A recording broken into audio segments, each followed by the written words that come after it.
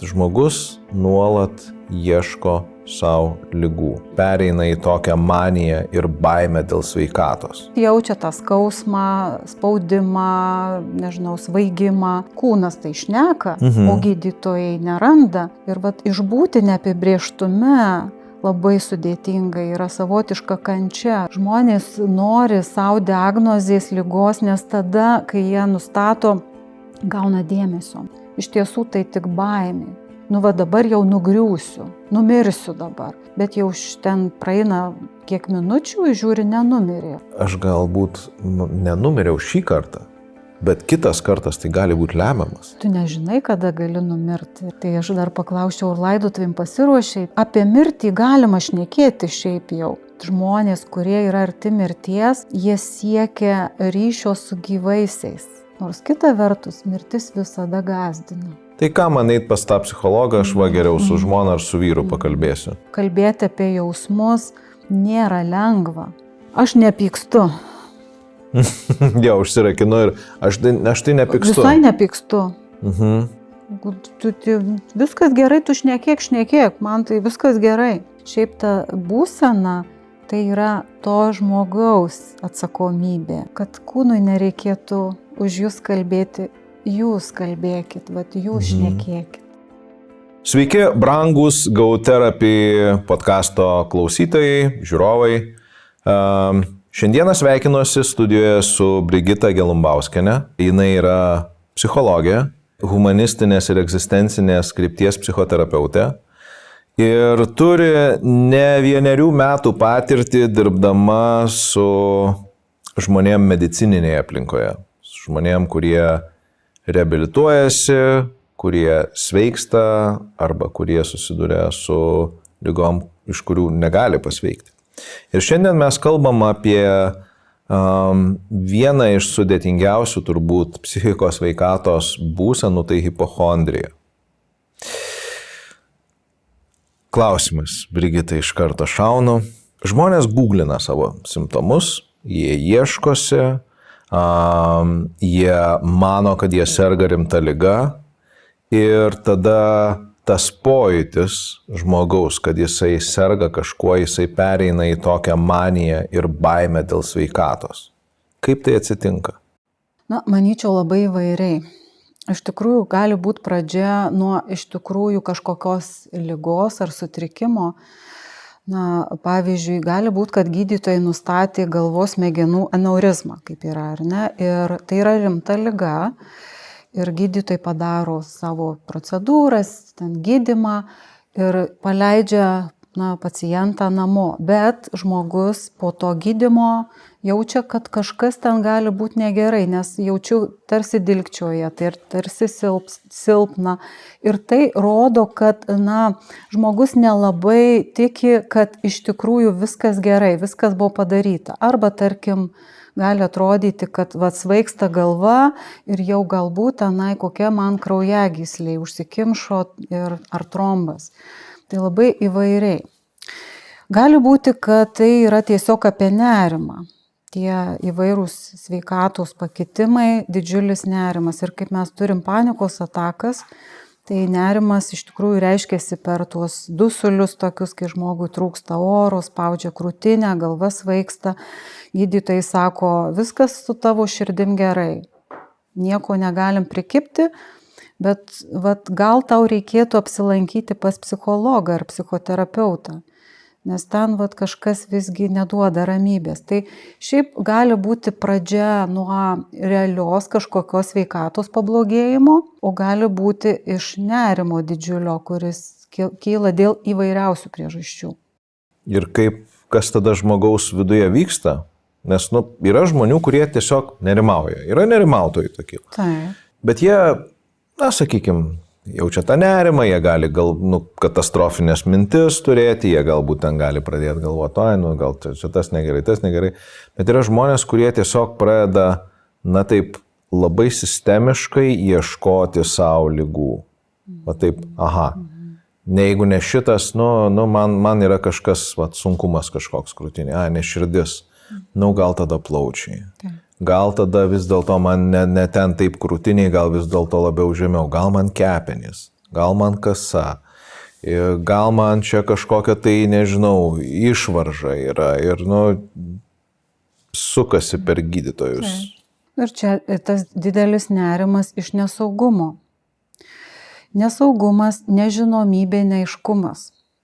Tas ieškojimas tų ligų, tarsi norėjimas gauti konkretų atsakymą, kas man yra. Gydytojai nepasako, neduoda diagnozės, viskas tvarkoj, bet pojūčiai tai yra, vadinasi, kažko nemato.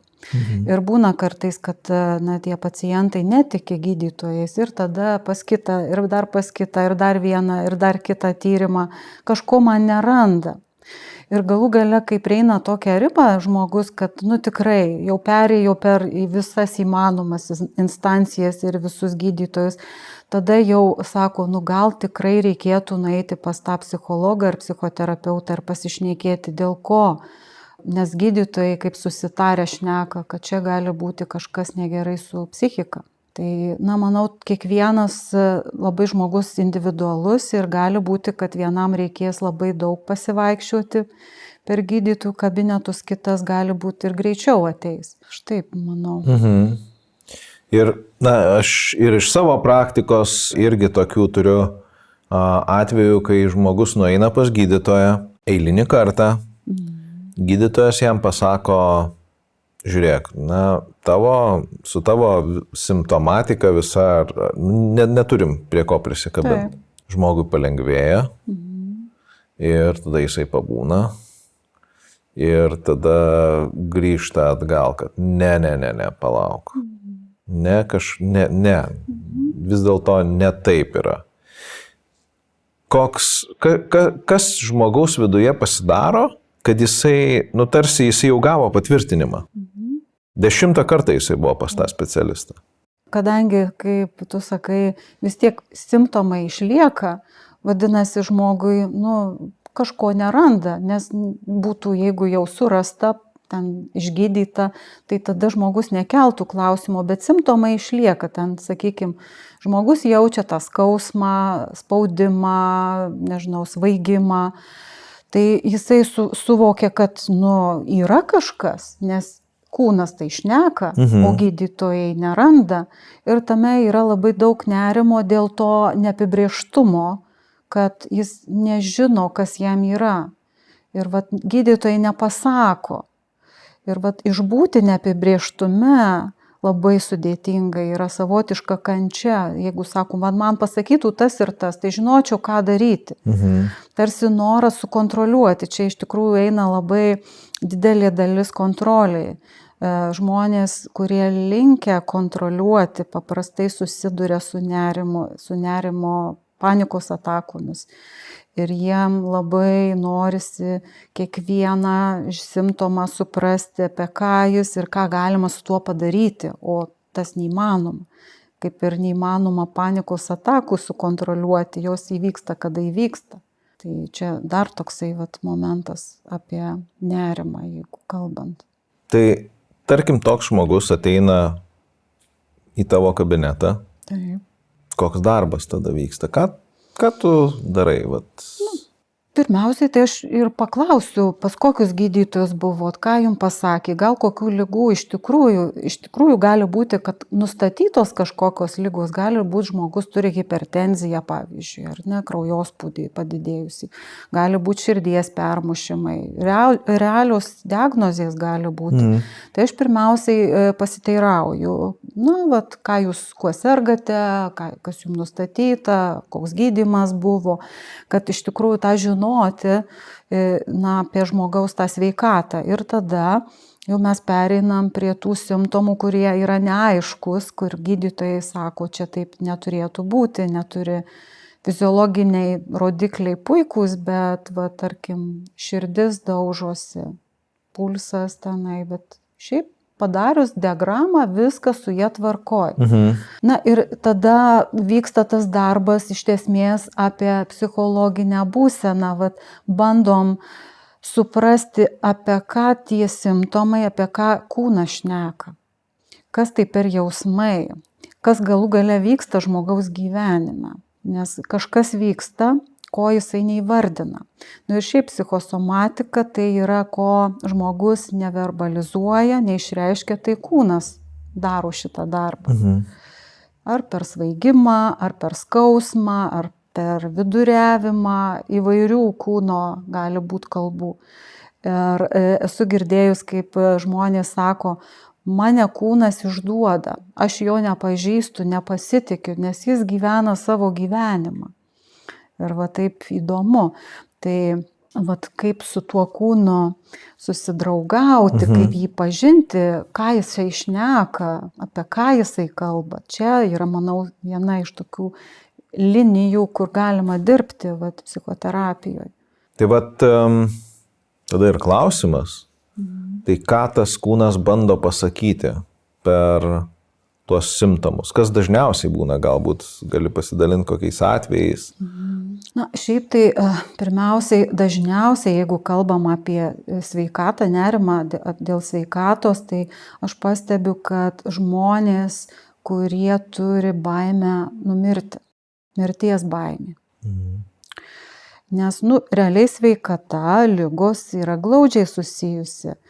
Nes pirmiausiai bijau kažkokių ligų, o galiausiai numirti dėl tų ligų. Tai va čia apie mirties baimę labai stipru. Kita vertus, ne visi tai būna įsisąmonę, kad čia jau tikrai aš bijau. Sako, nebijau tos mirties, tik tai kentėtis, kad skaudės man. Irgi čia yra apie tą sveikatos nerimą tokį. Kita tokia, sakyčiau, kryptis nesaugumas, kai žmogus nesijaučia saugiai gatvėje, aplinkoje, tarp daug žmonių, pavyzdžiui, didelėse parduotuvėse, kur neaišku, kas gali nutikti. Ir kaip pavyzdys, moteris ar vyras ateina į didelę parduotuvę, prekybos centrą, kur daug žmonių ir jį užima paniška baimė, pradeda silpna darytis, ten pykint, dėl to, kad baisu nugriūti. Dabar jeigu kažkaip man gali kažkas blogo atsitikti. Ir paprastai tai susiję su tokia kontrolė, kad dideliai parduotuviai, kur aš nieko nepažįstu, nieks negali manim pasirūpinti. Ten nesaugu. Apie tą saugumą, nesaugumą. O ten, kur mažesnė parduotuvė, mažiau, galbūt ten tokia saugesnė aplinka. Kažkas į mane dėmesį atkreips. Taip, gal kažkas man ten padės, bet ir tai yra žmonių, kurie nenori, kad į juos atkreiptų dėmesį būtent tokiu būdu, kai man ten silpna pasidarys ir aš nugriūsiu ten. Tai tada ką apie mane pamanys. Ir šitas yra. Ir tas toksai nesaugumas. Kita vertus galima bijoti ir važiuoti automobiliu, eiti gatve, nes nepasitikiu kitais. Kiti gali kažką tai tokio. Ir čia galiu tokį pavyzdį vieną iš praktikos, kaip yra moteris suaugusi vaikystėje, ją buvo partrenkusi mašina, automobilis. Ten jį buvo kelių metukų, aišku, viskas laimingai baigėsi, bet tas įvykis, kaip paveikė vėliau, tai dabar jau būdama suaugusi, jinai važiuodama automobiliu, ypatingai tokiais keliukais, kaip tai nutiko, kaimo ten, sakykime, keliukas, jinai bijo, kad kitas gali įvažiuoti. Toks netikėtumas, kad aplinka nesaugi, kad kažkas gali, ar tai važiuoti, ar išbėgti, nes kažkada tai buvo. Bet čia ir toks pasąmoninis dalykas iš tikrųjų. Ir tada, dirbama su tuo, kaip, kas gali nutikti. Ir aišku, susitinkant su tom baimėm, vėlgi važiuojant ir važiuojant su tuo automobiliu ir žiūrint, kas vyksta. Tai čia iš ties gali būti labai, vienas iš tokių pavyzdžių, bet gali būti ir kitokių, kur žmogus nesupranta, iš kur ta baimė atsiradus, bet jie yra. Tu paminėjai du tokius, sakykime, klinikinius terminus. Vienas mes pradėjom nuo hipochondrijos, o kitas yra psichosomatika. Taip. Ir galbūt būtų gerai sudėti į lentynėlės, kas yra viena, o kas yra kita. hipochondrika, kaip tu sakai, hipochondriški žmonės, kurie, na, iš tiesų ieško, taip liaudiškai tariant, ieško ligų, bet tai yra tokia, na, kai žmogus išgyvena simptomus ir priskiria savo jau ligas, nu, diagnozuoja, pasiskaito Google ir man jau tokia liga. Nu, ir nusistato diagnozę. Na, psichosomatika, aš kaip suprantu, na, kai žmogus aplamai jisai nesuvokia, kas ten vyksta su juo, bet kažkas vyksta.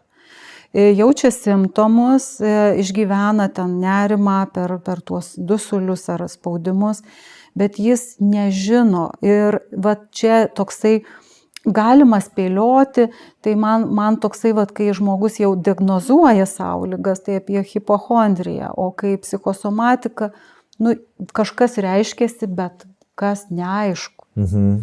Ir dėl to ir einama. Žinoma, kad yra pas gydytojus ateina ir tokių pacientų, ir tokių klientų, pas psichologus, psichoterapeutus. Ir galima susidurti, galima šnekėtis iš tikrųjų. Gali būti, kad žmogus iš tiesų serga kažkokia ir negalima atmesti. Ir visą tai, ką žmogus kalba, aš manau, reikėtų, na, taip kritiškai, realiai, nu, o tai kokie ten padaryti tyrimai, o ką gydytojai sako, remtis tiesiog į tą tokią, na, realybę. O jeigu nėra, nu, tai tada apie ką čia? Apie ką tie simptomai? Arba apie ką tos diagnozės, kam man tų diagnozių reikia? Gali būti, kad vėlgi tas šalutinis, kaip pasakyti, žmonės nori savo diagnozės ligos, nes tada, kai jie nustato, gauna dėmesio. Nu, toks šalutinis, ta nauda vadinama. Bet žinoma, labai įvairu. Kita vertus, gali būti iš tiesų, kad žmogus serga kažkuo. Tai nereikėtų taip iškart jau ir kritiškai atmesti. Gali būti, kad tikrai.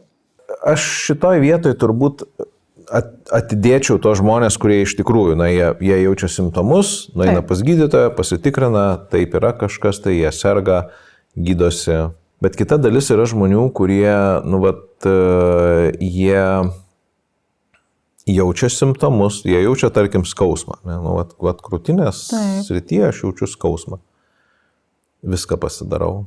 Ir vis tiek gydytojai sako, nu nėra nieko, nėra jokių uždegimų, kraujai geri, hormonai geri, viskas gerai yra. Nu, tiesiog, nežinau, sveikas žmogus, bet jisai jaučia. Nuo ko pradėti tokiam žmogui, apskritai, jeigu tarkim, klausytojai arba žiūrovai, kažkas iš jų atpažįsta savo, kad aš einu per gydytojus, man nieko neranda, o man vis tiek skauda. Nu, tai tikrai, pirmiausiai pas psichologą, psichoterapeutą ir su juo pasišnekėti, kas ten vyksta. Ir manau, kad tikrai taip nėra paprasta ir greit atsakyti į šitą klausimą, apie ką tie simptomai. Bet bent jau leisti savo, nes iš ties ne visi ryštasi eiti pas psichologą. Nes toksai, kad man su protu, su galva viskas gerai, čia ne apie tai, čia apie kūną. Tai jeigu jau ryštasi apie tai kalbėtis, tai kokie ten, jausmai už tų simptomų slepiasi, ko žmogus nepasako. Ir panašiai, tai psichologas, psichoterapeutas padeda tą išgirsti, pamatyti, įgarsinti, nes aplamai kalbėti apie jausmus nėra lengva. Ir ypatingai, kai paklausi, kaip jautiesi, gerai, normaliai, įprasta čia. Taip. O ar tikrai, ką reiškia gerai, toks pasigilinti, kas už to. Gali būti, kad viskas tvarko iš tikrųjų, bet simptomai išduoda, kūnas išduoda. Čia kaip tas pavyzdys, aš nepykstu. Jau užsirakinu ir aš tai nepykstu. Visai nepykstu. Viskas gerai, tu šnekėk, man tai viskas gerai. Toks ir kūnas išduoda, arba kaip pavyzdžiui, jaudulys, ar ne? Sako, aš nesijaudinu, bet matosi žmogus ir raudonis išmuša, ar ten, na, sakykime, prakaitas. Tai yra, vėlgi kūnas kalba. Ir tai yra svarbu įsiklausyti, pripažinti, nu va taip yra. Aš pamenu pati, kai pradžioj pradėjau kalbėti įvairiom psichologiniam temom ir auditorijom, tai ten ir kojos, ir rankos, ir žandai raudoni, visa išmušta dėmėm tokiom, ir aš drebanti tokia, bet šneku. Suprantu, kad eina jaudulys, bet kai pralauži, tai vat pradedi šnekėti ir paskui kažkoks yra atsitinka vėliau, toks lengvumo jausmas jau kaip pradėjai, tai ir važiuoji, kaip nuo kalno, taip vat, slidėm. Vat. Pradžia tai žiauriai sunki, atrodo, vat į kur įsikipti, kad būtų, o po to, kaip jau pradedi, tai jau. Tai šitokia žinutė būtų turbūt ir tiem žmonėm, kuriem yra baisu pradėti kalbėti apie tai, kas vyksta su jais. Kad, nu, va, tą pirmą žingsnį žengti. Tikrai taip. Atsisukus į žmonės, kurie jaučia tuos fizinius simptomus, kada yra ženklas, kad jau laikas į psichoterapiją? O kada čia gal, nu, tiesiog gal praeis, gal kažkaip tai? Kaip tu manai? Nu, manau, kad sunku tą vat, ženklą vienam gali būti, daug ženklų gali reikėti, o kitam vos keli ženklai, tai čia vėl labai individualu, bet jeigu man iš tiesų trukdo tas nerimas, tos baimės, nu, vat, gyventi, ar tai miegoti, ar tai dirbti, valgyti, na, įvairūsgi, kerta per įvairias sveikatos sritis. Tai jau čia, galima sakyti, jau ir pažengę.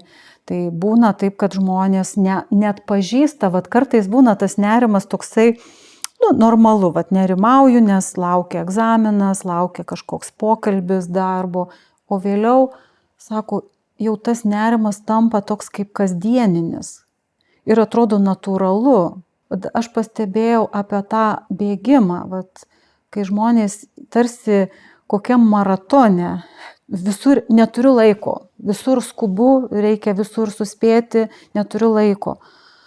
Ir toks jau, kaip sakant, iš inercijos toksai, ir tas, kai tu neturi savo laiko, tu negali džiaugtis, mėgautis gyvenimu ir įsiklausyti į savo kūno pojūčius. Ar aš valgyti noriu, ar aš miego noriu, ar aš dar kažko toksai, vat santykis su savo pačios kūnu. Ir su savim, žinoma, su psichologinė visa savijauta. Tai aš manau, kad labai svarbus tas momentas, kai žmogus šiek tiek nurimsta ir vat klausia, vat, o kaip aš jaučiuosi, o dėl ko aš taip jaučiuosi. Aha, tai čia nerimas čia apie tai, o gal aš jau taip jau įsisukus, kad nėra realiai jokių priežasčių, bet aš bijau, nerimauju. Man ten galva skauda ir gan dažnai jau pradėjau skaudėti, anksčiau taip nebūdavo, nes būna žmonės pastebi, vat, jau kelios, sako, savaitės man ten galva skauda ar silpna, ar, nu, vat, kažkokie net ir fiziniai simptomai jau. Tai ir tai gali būti ženklai tokie, vat, kad jau galbūt laikas. Ir yra žmonių, kurie, na, jie, sakykime, turi galbūt kažkokį tai, nu, ar lengvą patologiją, arba sakykime, kažkokius tai požymius, kad, nu, nėra viskas iki galo tobulai su sveikata. Taip. Nu, vat, žmogus turi kokį nors, pavyzdžiui, ten apgamą. Taip. Seniai jis jį turi. Taip. Ir vis kažkas atsitinka ir pradeda tikrinti, aha, nu čia ar padidėjo ar nepadidėjo, ar padidėjo ar nepadidėjo. Tada nueina pas dermatologą, dermatologas sako, nu čia viskas gerai, viskas tvarkoja, pasimatysim ten po metų ar po 2, reiškia, ir tada vėl žmogus, ne, vis dėlto, gal, o kas čia darosi? Kaip tokiem žmonėm padėti savo patiem galbūt, jeigu jie nėra terapijoje? Nu, dėl apgamo, vat sunku pasakyti, ko aš bijau tada, žinai, nu gali būti, aišku. Melanoma, nes apgamas tai yra, aha, nu tai čia... Tai ką aš daryčiau, tai tikrinčiausi realiai. Tikrinčiausi, ten nežinau, kaip gydytojai sako, kartą per metus ar kartą per pusę metų pasitikrinti tą apgamą, ar jisai ten nesikeičia, viskas tvarko. Ja. Ir gydytojas sako, viskas gerai, viskas tvarkoj, po 2 metų, reiškia, ateik, bet ne po 2 metų, tam žmogui tai kyla po mėnesio, čia. Arba kokį nors, nežinau, sakykime, ten, kraujospūdis, ar ten širdies plakimas, viskas buvo, viskas gerai, ten, nežinau, pramyniau dviratį su kardiograma, viskas sako, tobulai gali bėgti maratoną, bet pasižiūri žmogus, dabar visigi protingus tos laikrodžius turi, pasižiūri, jau mano pulsas šiaip tai vidutinis kyla, jau kažkas yra va tokio. Dar tai nėra tokia visiška patologija, žmogus sako, viskas, aš jau dirbti nebegaliu, jau man reikia vaistų, bet jau toks tarsi nueina į tą kažkokią tai būseną. Tai paklausiau, kaip aš galiu padėti savo, tarkim, profilaktiškai, ar ne, dėl kraujospūdžio, ar ne, kas mažina spaudimą, relaksacijos, ar ne, pasivaikščiojimai, muzikos paklausymas, kas veikia, knygą paskaityti, jeigu kalbant, kas man padėtų nusiraminti tą pulsą, širdies ar kraujospūdį sumažinti. Jeigu taip savarankiškai, tą realiai žmonės ir daro ir pasakoja, kad aš bandžiau ir tą jogą lankiau, dar kažką. Ir iš tiesų kartais tai padeda. Ir nusiramina ir viskas tvarkoj.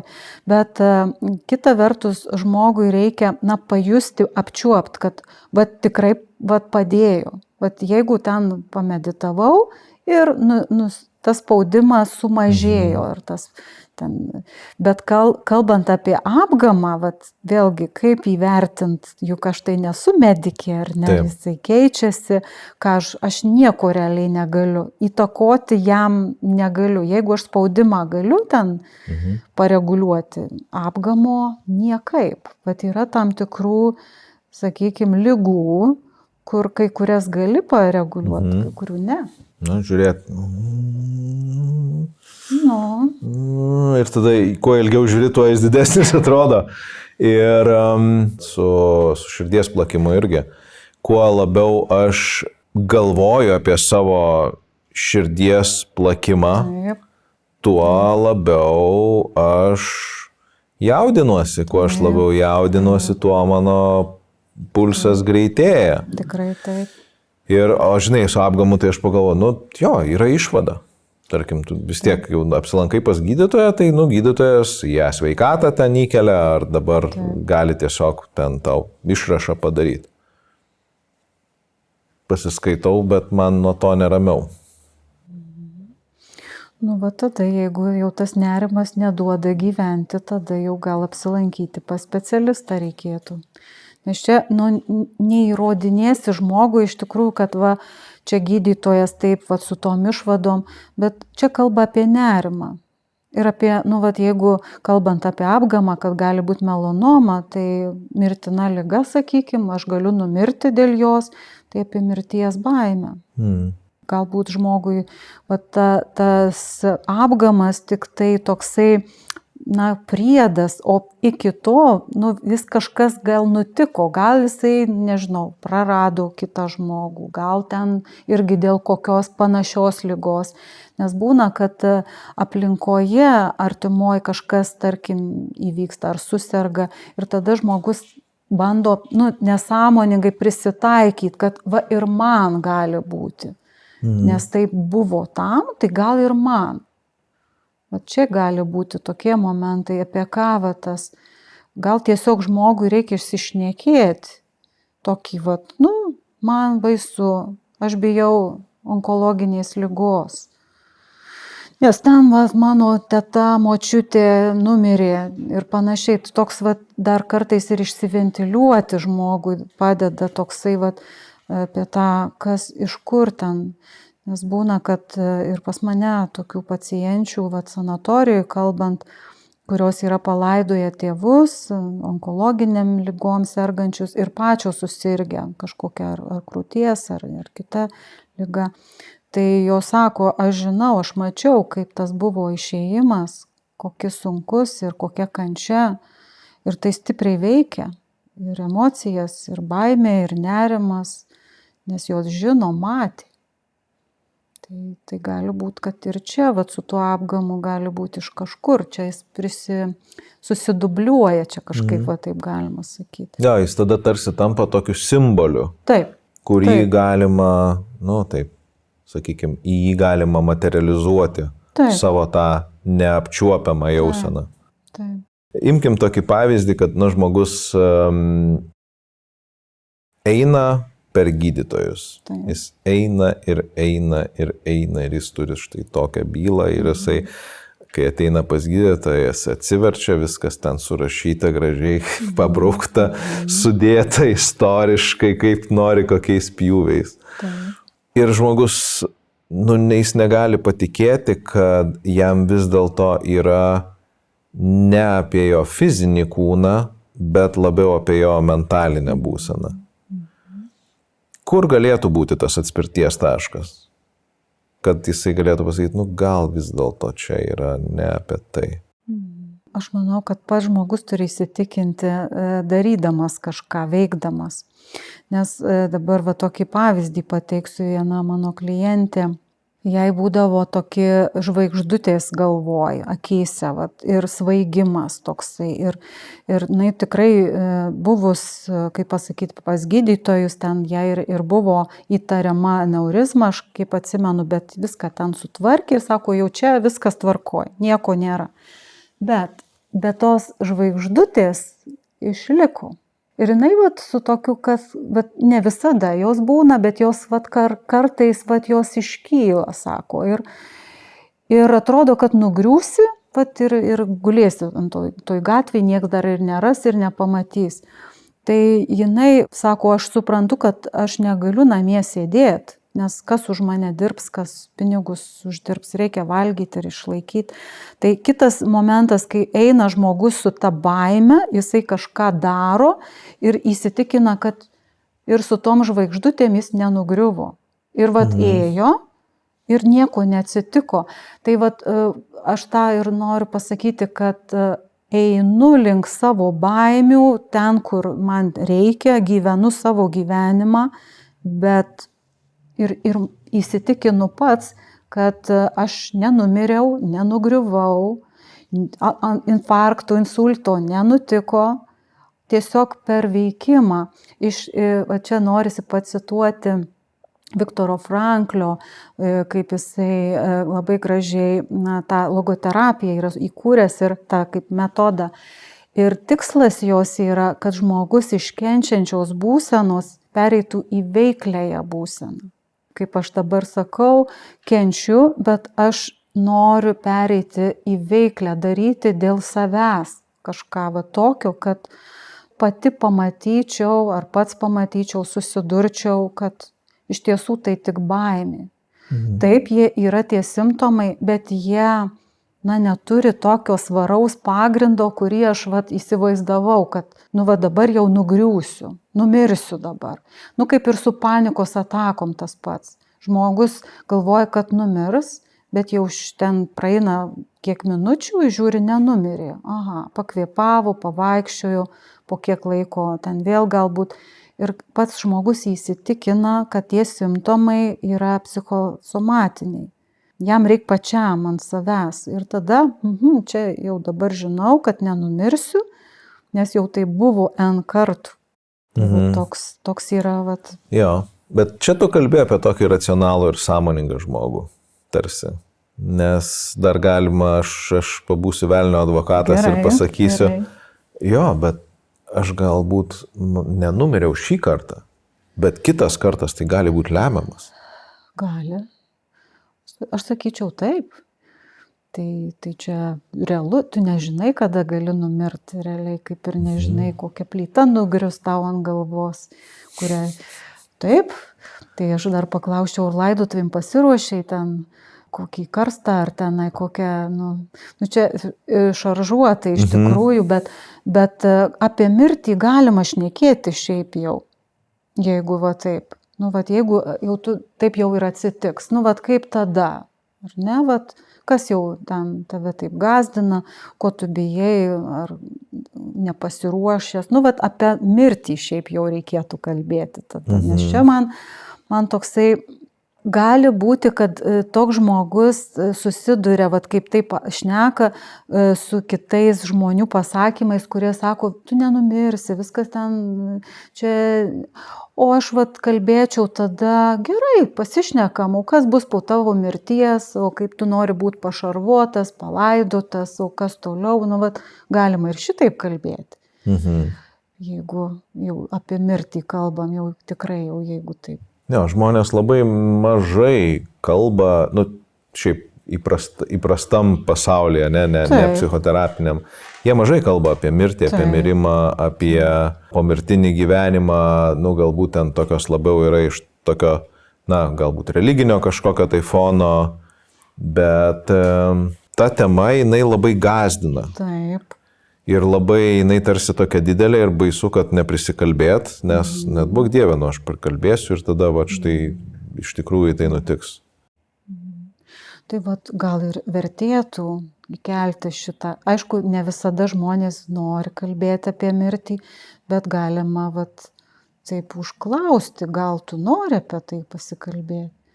Nes toks vat, nu, šiaip tai gyvenimas ir mirtis visada šalia, kaip aš sakau. Visada šalia. Iš tikrųjų, mesgi nežinom. Gali būti, kad tas vat epizodas bus paskutinis ir aš iš tikrųjų numirsiu. Tai mes niekogi nežinom realiai.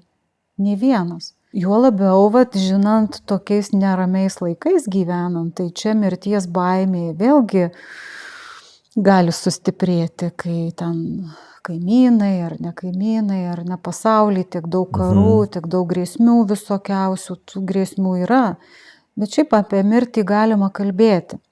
Tik tai vat, galbūt vieni būna pasiruošę, kiti nepasiruošę ir kiek kalbėti, nes vat, Irvinas Jalomas labai gražiai yra parašęs knygą Žiūrėti į saulę arba kaip įveikti mirties baimę. Tai jisai ten jau grinai asmeniškai pateikė, kaip jisai dirbo su pacientais, slaugomais, kurie buvo jau arti mirties. Ir va ta jo tokie pasidalinimai, ką jis galvoja apie mirtį. Tai toks, nu iš tikrųjų, na, man įstrigo toks momentas, kad žmonės, kurie yra arti mirties, jie siekia ryšio su gyvaisiais, kad juos bent už rankos palaikytų.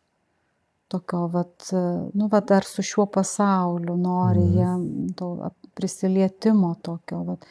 Tai čia, vat, iš tos pusės, bet šiaip apie mirtį galima kalbėti tikrai ir, na, vat, galbūt taip, jinai sako, nu tai ką čia dabar liūdna, aš tarp kitko ir seminarų esu vedus mirties tema, tai nu, manęs jinai negąsdina, vat. O galbūt taip pagalvoju, gąsdina, jeigu žmogus net bijo prisiliesti, o jeigu mes iš tikrųjų prisiliestume, gal ir ne taip baisu būtų. Nors kita vertus, mirtis visada gąsdina. Ir apie ją daug kalbėti kaip į saulę. Labai ilgai negali žiūrėti, jinai pradeda akint. Taip yra apie tą mirtį. Negali ilgai šnekėti, nes, nu, tampa per sunku. Toks, vat, aš iš tos pusės. Nu, čia labai individualu, nes kiti net išposina arba taip juokauja apie mirtį, anekdotus kiti gali būti. Vat, tokia, nu, įvairiai galima. Mano turbūt didžiausia visgi baimė, kalbant apie mirtį, aš irgi esu turbūt iš savo aplinkoje tas keisčiausias žmogus, kuris daugiausia apie tą mirtį kalba, galvoja, ten dalinasi. Tai mano viena iš didžiausių baimių vis dėlto ne pati mirtis, bet toksai, na, neįgalumas, praradimas absoliutus kontrolės ir likimas sąmoningam savo kūne. Ir kažkada čia irgi turėjau, nu, tai prieš miegą, aišku, ateina visokių keistų minčių. Ir irgi čia kalbėjom ir su kitu egzistencialistu, kad mano didžiausias košmaras tai būtų, reiškia, virsti akmeniu, nu, vat, aš esu gyvas, bet aš esu akmuo. Ir aš esu tas akmuo, kuris guli šalia mūsų namo ir aš matau, kaip visas vyksta gyvenimas aplinkui, o aš nieko negaliu padaryti. Ir kadangi aš esu akmuo, aš esu labai ilgas tas gyvenimas ir labai, aš visiškai tokios kontrolės nėra. Ir kažkaip aš atsimenu, mes sėdėjom, vakarojom ten prie stalo ir buvo žmonos sesė atvažiavusi, aš jai papasakau šitą, nes buvo ten neseniai ta idėja kilusi, sako, eik tu, viskas tau būtų gerai. Ir taip tarsi žmogus tiesiog išsprendė, kad, ką tu čia parinės, viskas tau, žinai, bus gerai. Aš nežinau, kas ten būtų, jeigu būtų, bet ką tu kalbi kaip apie akmenį, iš tiesų, kai žmogus atsiduria ligos patale ir jisai tampa neveiksnus, arba kaip daržovė, kai kurie, ta būsena iš tikrųjų žiauri kankinanti, tai yra kančia. Ir tikrai ne vienas žmogus ir man yra pasidalinę, sako, aš ne mirties bijau, aš našta būti kitiems. Tai jau geriau numirti, negu taip būti. Tikrai dažnai yra taip, žmonės galvoja, nebejoju, ne vienas ir ne du yra. Tai ta našta tokio, kad kiti turi rūpintis, tai yra išties, baisi, net įsivaizduoti yra baisu, kad taip gali būti. O mes nei vienas vėlgi negalim žinoti, kas ten bus, kaip ta bus pabaiga, bet kita vertus labai priklauso ir nuo to, kas mane supa. Jeigu aš jau taip atsidurčiau tam ligos patale, žinoma, kad aš galbūt jausčiau tą nepatogumą, švelniai tariant nepatogumą, bet galbūt kažką aš galėčiau, būdamas tam ligos patale, irgi nuveikti. Čia apie prasmę, galbūt jau, kad žmonės sako, nėra prasmės, jeigu žmogus nepakelia bulvių maišo, tai negyvenimas. Čia vyrai, tarp kitko, yra pasakę man tą. Tai koks aš vyras, jeigu bulvių maišo nepakeliu.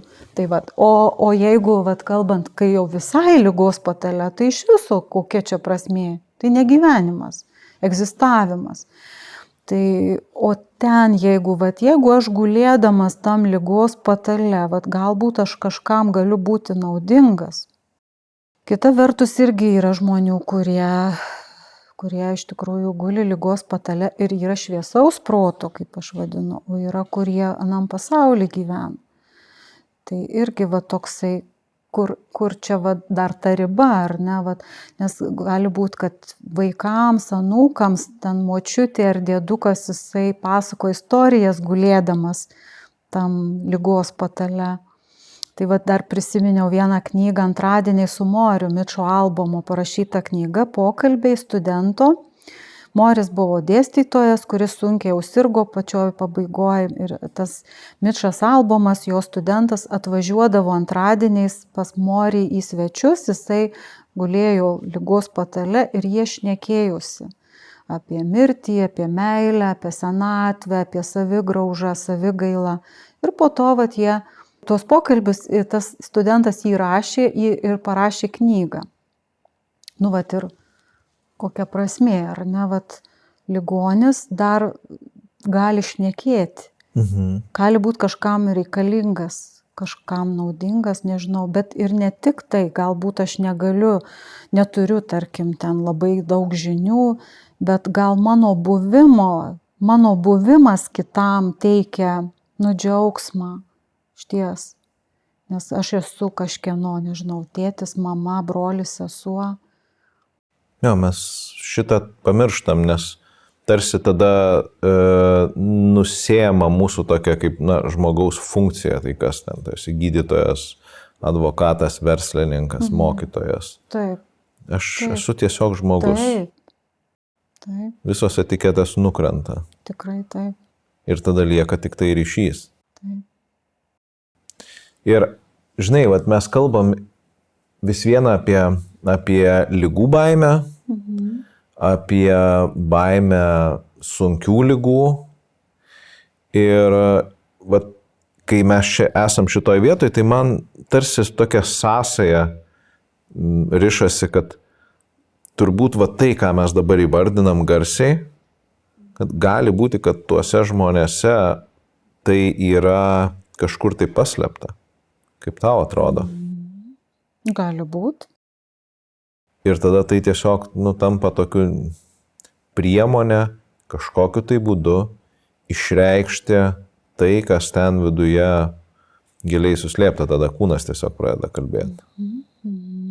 Gali būti, kad ir klausytojams, klausantis mūsų to pokalbio, kils, aha, čia gali būti, kad man artima ir apie mane, toks kaip dežavu, kažkur girdėta, tai vėlgi tai galbūt kažkam padės per tą mūsų pokalbį savo įsivardinti.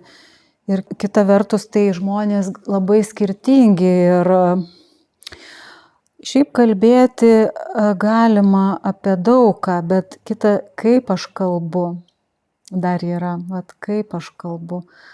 Daug žmonių neturi, arba taip sakykime, jei yra, tai jie neturi tų ausų, kurios taip išgirstų, kaip aš noriu. Pavyzdžiui, tu čia nusišneki, čia nėra tau jokių ligų, nepasakok. O kad taip atvirai klausytų, be jokių vertinimų, priimančiai, retai būna taip. Psichologai, aišku, taip jau stengiasi priimti, ką žmogus sako. Tai tokio atviro klausytojo, aš taip pastebiu, trūksta žmonėms. Ir kad tuo nerimu pasidalinti ir tais pojūčiais. Be abejo, kiti ir supranta, kad čia, jau nesveikai, sako, aš pergyvenu, jau nesveikai, bet nieko savo negaliu padaryti. Ir taip gali būti. Jo. Bet vis tiek kažką aš galiu. Ir tie pirmi žingsniai, kurie gali būti, ar realiai nueiti, paskambinti, pasakyti, padaryti, kažką išdrįsti tokio, pereiti į tą veiklę būseną. Iš tos kenčiančios į veiklę, kažkaip man ta man mintis ir nepaleidžia tokiuose situacijose, kad padėti savo. Nes šiaip, aišku, ligos, kai žmogus serga, turi kažkokių sveikatos problemų, neišvengiamai padeda sulaukti dėmesio. Tai gal tau to, gal ano, gal tau nupirkti kažką, gal pabūti. Iš tikrųjų nauda yra. Ir kartais apsimoka sirgti. Bet žinoma, yra, kur sako, aš tai visai mielai nesirgčiau ir jokios man dėmesio nereikia, bet niekas man nepadeda. Čia irgi yra. Kartais ir tai būna. Tai toks čia darbas su savo vidum, bet ir tas santykis su savim. Žinai, jeigu pats žmogus savo įdomus ir jis nori save gelbėti, tai tas jaučiasi ir terapijoje. Tas toksai bendradarbiavimas. Jisai ateina, ne tik, kad laukia, darykit su manim ką nors, kad aš pasveikčiau. Gydyk dabar mane. Jo, bet aš ir pats noriu. Jau man nusibodo, sako, kiek galima, aš pavargau. Ir iš tikrųjų taip būna kartais, kad deda daug pastangų. Ir tada, aišku, vilties tada daugiau, šansų daugiau. Kaip artimiesiam būt, pavyzdžiui, šalia tokio žmogaus? Kaip geriausia jam padėti, jeigu jis yra hipochondrikas arba jeigu jisai kenčia nuo psichosomatikos? Tai pradėkim gal nuo hipochondrijos, mūsų ta startinė tema. Žmogus nuolat ieško savo ligų. Ir aplinkui yra artimieji, draugai galbūt ten vaikai, kurių tėvai štai eina per tokį kelią, jau suaugę vaikai. Kur pradėti? Pirmiausiai, tai aišku, apie tai kalbėtis. Bet jeigu tas su, suaugę tėvai, vyresni tėvai ir suaugę vaikai, galima kalbėtis ir be abejo važiuoti pas gydytojus, ten patikrinti, gal iš tikrųjų yra ten kažkokių sveikatos problemų. Čia artimiesiems tenka tokia, jeigu kalbam apie senus tėvus, tai vaikams, tiems suaugusiems vaikams reikia daug kantrybės iš tikrųjų. Apsišarvuoti kantrybę. Nes tikrai nėra taip paprasta kalbėti, kai sukasi vis ir sukasi ir vėl prie to pačio. Tai, galima kartais leisti jam, taip, gali būti, tai ką dabar čia mes darysim, ar ne? Toks, kita vertus, paneigti tą žmogų, bet ir labai giliai ten neiti į tas detalės. Bet aš taip būčiau linkusi, jeigu taip atsitiktų, kalbėti su tuo senu tėčiu ar mama apie būseną, apie nerimą, apie baimę, o kaip tu jautiesi, kas su tavim vyksta, ko tu bijai. Tarkim, apie tuos visokius psichologinius, jeigu jisai leidžiasi apie tai kalbamas.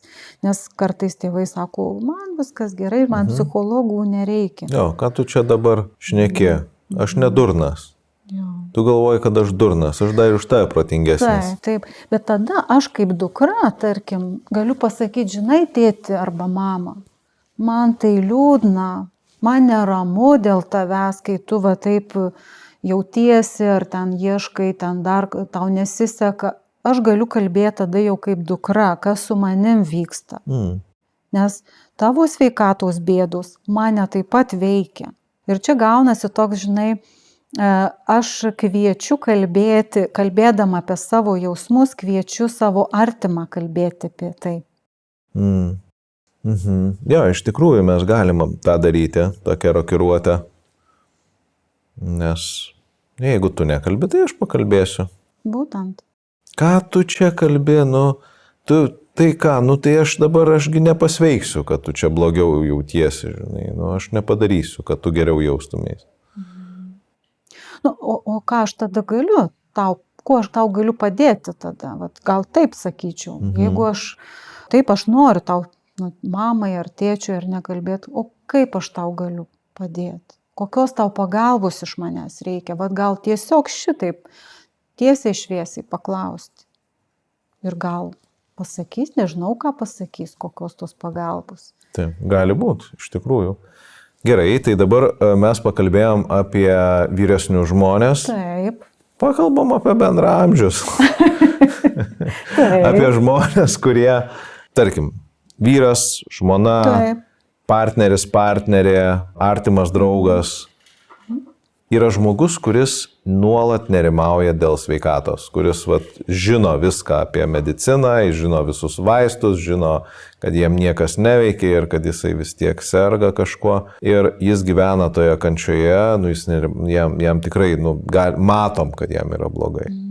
Kaip šalia tokio žmogaus būnant, kaip jam padėti? Čia vėlgi apie tą kančią galima šnekėtis.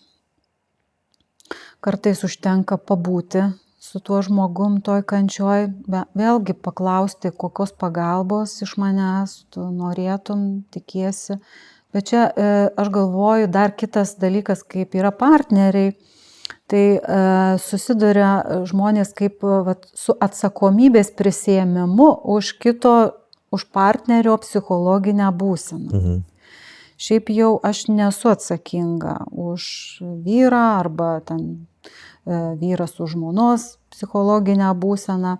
Aš galiu pasiūlyti pagalbą, galiu kažkaip prisidėti, ar ne, bet ką jisai darys, nedarys, su ta pagalba priims, ar pats kažką darys. Nes šiaip ta būsena tai yra to žmogaus atsakomybė realiai.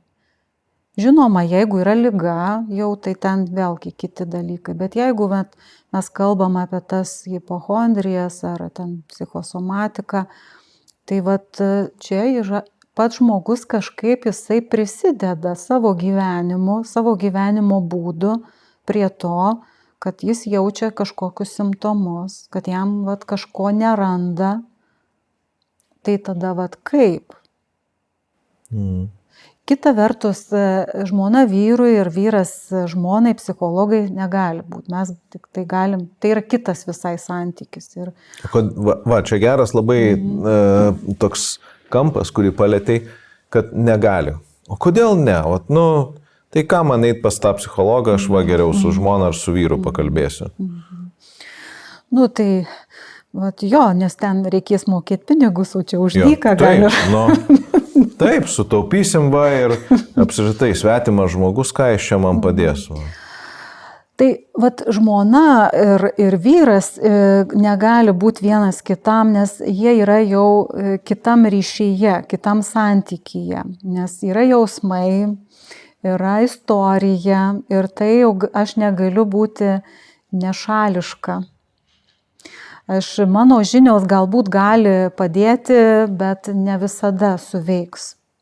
Ir ne visada padės. Šiaip aš ir pati, kaip kalbu kartais su savo vyru, žinau, aš pradžioje atsimenu, kai aš bandydavau pritaikyti savo žinias ir jisai jau suprasdavo, tai toks juokinga dabar darosi prisiminus, bet šiaip realiai negali padėti savo. Gali pasakyti, va čia gali būti, apie tai, aš manau čia, kad taip, bet tu pats gali rinktis iš tos pusės. Negali gydyti savo vyro. Čia kaip ir gydytojas, chirurgas savo žmonos operuoti negali, ar ne? Tai toks yra momentas ir be abejo, kad kalbėti galima tik tai kaip žmonės. Mes kaip žmonės galim pasišnekėti apie gyvenimą, mirtį, baimę, ten kažkokį bejėgiškumą, ligas. Kaip žmonės tiesiog mes galim pasišnekėti, ko bijau, kas neramu. Irgi galbūt ne visada lengva turbūt turėti tokius pokalbius. Be abejo. Nes apskritai žmonės, jeigu jie nesusidūrė su kažkokia tai psichikos sveikata, nors kažkokio tai bazinio tokio, sakysim, supratimo neturi, tai jie dažniausiai nori tiesiog sakyti, ne, viskas tau bus gerai. Tu čia eik, tu čia prisigalvoji, tau nesąmonė, čia žinai, arba kaip tik ten tampa tokie hiperpalaikantis.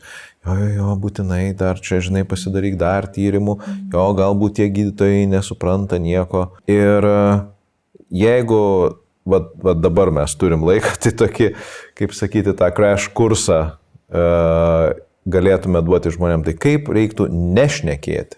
Kaip nešnekėti? Čia tas viskas tau bus gerai, tu nenusišnekėk, aišku, čia netinka taip šnekėti. Man atrodo, kaip pirmiausiai tai tokio, man ateina žodis pakantumo. Reikia labai daug turėti žmogui. Pakantumo. Ir kartais tokio, gerai, taip, tai tu ką mes darom, į tą racionalumą kažkaip, bet vėlgi galima ir šnekėti apie jausmus, apie tai, kad, o kaip tu jautiesi, kartais būna ir šiaip net neklausant žmogų, jau užkniso mane, taip liaudiškai tariant, atsibodo, jei ne tas, tai tas, jei ne tas, tai tas. Išsiventiliavo ir viskas. Taip, galbūt vėl kažkada sugrįšim prie to pačio. Bet čia yra, aš taip sakyčiau, gyvenimiška. Nėra kažkokių receptų, kaip reikia. Galbūt vienoj situacijoje geriau nieko nesakyti, o kitoj paklausti, kitoj, kuo aš tau galiu padėti. O kartais jau būna ir toks griežtesnis tas tonas pasakytas. Bet be abejo, kad jeigu žmogus kalbasi su manim apie sveikatą, vadinasi, jam reikia iš manęs kažkokio palaikymo. Tai čia natūralu, negali pasakyti, tu ten nusišneki ten. Taip, aš noriu tau padėti, bet kuo tada galiu padėti? Gal kažkur tai kartu mes galim nuvažiuoti. Bet šiaip aš esu tikra ir nekartą įsitikinus, kad santykis šiaip jau, jeigu šeimoje yra santykis paremtas meilė, pagarba, šiluma, jisai daug dalykų išsprendžia. Daug sveikatos problemų išsprendžia, nerimo, nes, santykis gydo irgi šeimos, toksai mylintis, priimantis santykis. Nes tada žmogus jaučiasi saugus. Čia mano oazė. Aš čia grįžtu ir ten mane girdi, mane klauso, priima, palaikymas, toksai irgi tai yra. Tai aš manau, be abejo, tie dalykai, momentai, ką gali atlikti vyras, moteriai, vyras žmonai ir atvirkščiai. Čia labai taiklu, kad jeigu mes aplink save turim žmonės, kurie mus nuoširdžiai myli, tai tada yra lengviau, nes tada mes galim atsinešti tą savo pažeidžiamumą į tą santykį. ir tada kalbėtis. Galų gale pasakyti, kad žiūrėk, man reikia tiesiog, kad tu manęs paklausytum. Būtent. Kad man nereikia sprendimo. Būtent. Net užgniaužė truputėlį man kvapą, nes aš taip galvoju irgi apie tai, kiek mes daug sudedam į savo funkciją, tokią, į etiketės, ten kas aš toks, kokia mano rolė, ką aš čia darau, ir tada atimam iš to savo tą tokią jauseną, kas aš esu, kaip aš jaučiuosi, kaip aš būnu šičia, ko aš bijau, dėl ko aš nerimauju, tarsi tie, tas materialus pasaulis, ta kontrolė, tarsi jie išspręstų tą tokią egzistencinį nerimą. Jie neišsprendžia. Išsprendžia tas prisilietimas, kur tu sakai, kad jeigu prieš mirtį tai žmogus nori kažkokio tai bent santykio su artimais, tai mes jį galim turėti gerokai daugiau negu tik tai prieš mirtį. Be abejo. Ir tas prisilietimas ir gyvam žmogui norisi to, bet ir ne tik kūniškai, bet ir psichologiškai, tas psichologinis prisilietimas, jisai labai svarbus ir kad esam socialios būtybės ir norisi to tokio išgyventi artumą tą tokį. Ir tada artume gali atsivert, gali su savo baimėm, su savo sveikatos ten problemom būti. Ir tai yra toksai, kad aš esu ne vienas, ne viena. Dar apie tą vienatvę, kai žmonės su ta liga kažkokia būna ir galvoja, kad jam tik vienam tai blogai, ar ne. Tai čia ir tos organizacijos vienijančios tomis ligomis sergančių žmonės irgi padeda tai emociniai būsenai geresniai tapti. Bet ir šeimoje, kai vyras pasiguodžia vienom problemom, žmona kitom, tas pasidalintas skausmas sumažėja, kaip sako jo, mažiau. Yra turbūt dar kita dalis, kur, žinai, aš tavęs klausiau taip ir tu sakai, kartais visai neblogai yra ir supykti, taip, taip, žinai. Taip. Ir gal kartais tikrai tas toksai pasakymas, klausyk, tu susiimk, tu kažką daryk tada su tuo.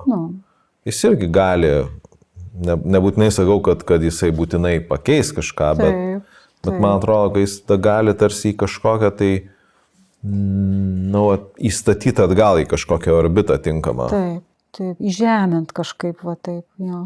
Taip, galima, kartais ir tokio, tu šneki apie tai, kad tau skauda, bet o ką tu darei dėl to, ar ne, O ką, kur buvai? Tai taip.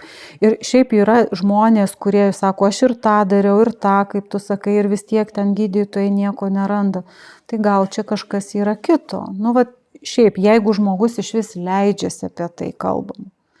Nes būna taip, kad jeigu mane, taip sakant, atstūmė, švelniai tariant, tu čia mane pasakok nesąmonės, tai žmogus vieną kartą pabandė, kitą kartą ir daugiau jisai nekalba apie tai, nes jisai nenori vėl būti atstumtas, nes skauda, kai kažkaip taip atstumiančių tokiu žvilgsniu ir tada ieško kitų, kurie neatstums, kurie gal išgirs, gal kažkaip įsiklausys, tai ieško to užuovėjos kažkur kitur. Jo, ir tada ateini pas gydytoją ir jisai tavęs klauso, nes tu pasakoji, jo, simptomais klausia, domisi.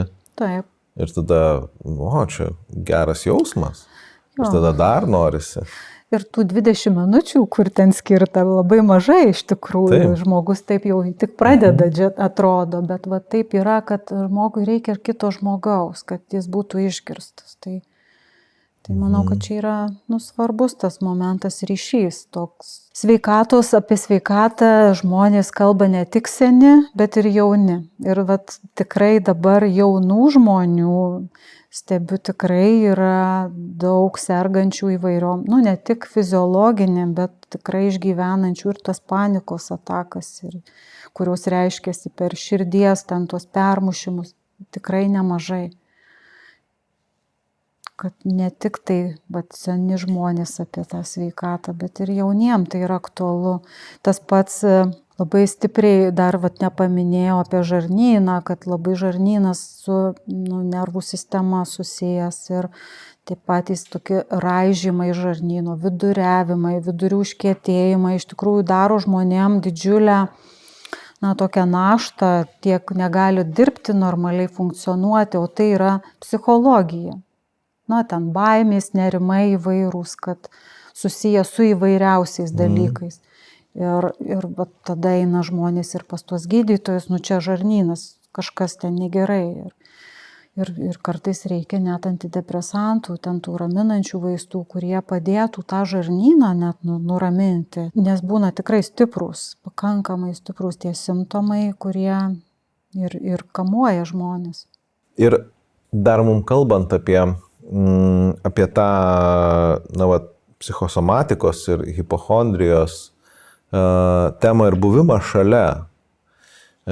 Kiek tu manai gali padėti psichoterapeutas, jeigu tas žmogus, kuris kenčia, jisai nesikreipia, kiek psichoterapeutas gali padėti, jeigu jį kreipiasi artimieji, ten vyras, žmona? Labai įvairiai. Nes labai priklauso, koks ryšys tarp to psichoterapeuto ir to jau kliento užsimesk. Kiek tas santykis grįstas pasitikėjimu, nes pradžioj tai reikia dar tą ryšį sukurti, kad galėtų žmogus atsiverti nepažįstamam žmogui. Tai ir labai individualu. Gerai, tai jeigu man jau taip yra sunku būti su tuo žmogum, kuris nuolat turi sveikatos problemų, ar ne tai, kad turi sveikatos problemų, sakykime, jisai nuolat jų ieško. Man sunku, man negerai, jisai su manim nesišneka ten ar jinai, tai aš ateinu pas psichologą ir sakau, žiūrėk, ką man daryti. Kaip tam partneriui, kuriam yra blogai, bet man irgi yra blogai. Taip. Tai žodžiu, ką daryti su tuo partneriu, kuris skundžiasi vis įvairiom sveikatos problemom, ar ne? Arba, čia labai gerą tokį paėmė į kampą, kad ką daryti su partneriu, kuris skundžiasi dėl sveikatos problemų, tai čia yra turbūt pirma dalis, antra dalis būtų, o ką man daryti su savim, kad aš galėčiau išbūt. Nes jis ten žmona ar vyras, jie tiesiog kalba, jie ten neina man niekaip tiem padėti. Vėlgi, šiaip nėra tokių receptų, ką daryti, kaip sakant, tas kalbėjimas visada gali būti labai įvairus, nes su vienu reikia vienaip kalbėti, su kitu kitaip, tai čia ir nuo ryšio, nuo santykio labai priklauso, kiek yra vyras ir žmona artimi.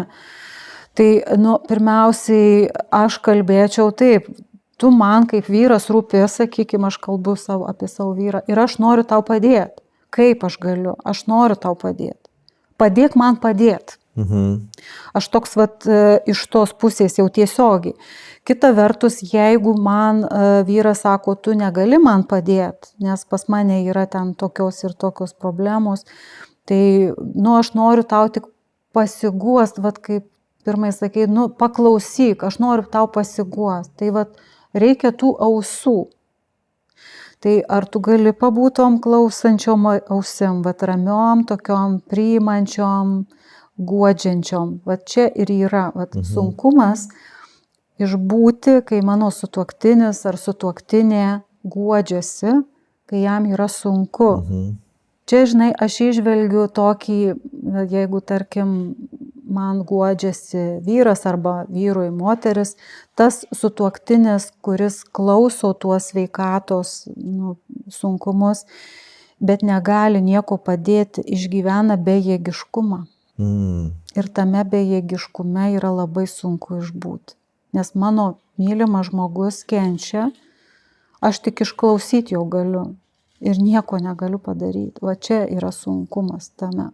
Ir ką daryti tada, kaip įgalinti, čia kitas toksai klausimas, kaip mes kartu kažką galim tada. Galų galiai ir pasidalinti aš galiu tuo. Taip. Žinai, kai tu sakai, aš tik išklausyti galiu, tai jau tame tavo pasakymė yra įkoduota iš karto, ką tu gali padaryti, paklausyti. Gal jeigu tu negali paklausyti, gal rankos tiesiog palaikyti. Taip. Puikiai labai alegorija. Vat kalbant apie tas sveikatos problemas ir turbūt, kad tęsiant ten netgi tokią buvimo, gyvenimo ir mirties temą. Ką tu siūlytum paskaityti, kad taip truputėlį pastatytų ant žemės? Nes aš žinau, kad tu dar užsiemi ir biblioterapiją. Taip. Tai tu ten savo vaistinėlį turėtum turėti. Šiaip jau mano paminėta knyga Irvino Jalomo Žiūrėti į saulę arba kaip įveikti mirties baimę. Tai va šitą knygą turiu ir jinai yra mano toj vaistinėlį, iš tikrųjų. Tai viena.